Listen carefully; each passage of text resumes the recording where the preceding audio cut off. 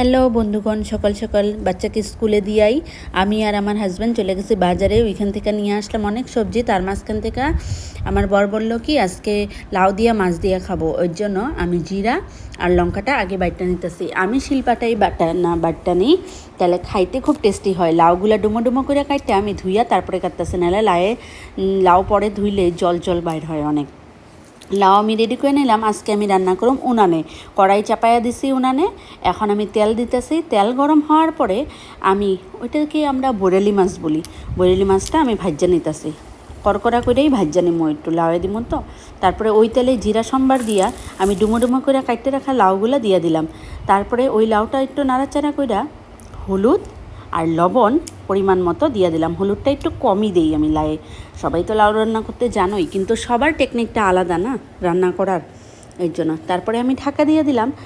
তারপরে 5-10 মিনিট পরে ঢাকা উঠাইয়া আমি জিরা বাটা আর লঙ্কা বাটাটা দিয়ে দিলাম। ওইটা একটু শুকনা শুকনা করেই বাটছি, কেন লাউর থেকে জল বাইরে। ওইটা যদি জল জল করে বাটি তাহলে অনেক জল হয়ে যাব, খাইতে ভালো লাগবো না, পাঞ্ছা পাঞ্ছা লাগবো, আর লাউটাও গইলা যাবো গা। তারপরে জিরা বাটাটা দিয়ে এইভাবে নাড়াচাড়া আমি করে নিলাম।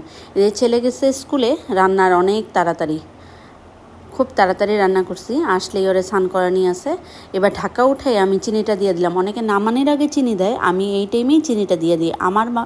আমার ভালো লাগে, ভাবি আমি চিনিটা ঢুকে আর কি, টেস্টি হয় খাইতে। আমি কিন্তু সব রান্নাতেই চিনি দেই অল্প স্বল্প।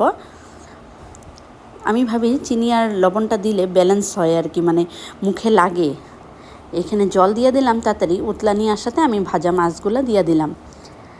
শীতের দিন, এর জন্য ধনিয়া পাতা না দিলে ভালো লাগে না। নতুন নতুন ধনিয়া পাতা বাইর হইতেছে বাজারে, তাই একটু ধনিয়া পাতা দিয়ে নামাবো। কিন্তু ভাজা জিরার গুঁড়া দিলে ধনিয়া পাতা না দিলেও হয়, না থাকলেও। গরম দিনে যদি রান্না করি কোনো সময়, তখন তো আর ধনিয়া পাতা পাই না, তখন জিরার গুঁড়া দিয়েই নামাই। হয়ে গেল আমার লাউয়ের ঝোল। এখন সকাল সকাল ওদেরকে ভাত খাইতে দিয়ে দেবো। আমরা আবার সকালে ভাত খাই। এইদিকে ছেলে আমার স্কুল থেকে এসে পড়ছে।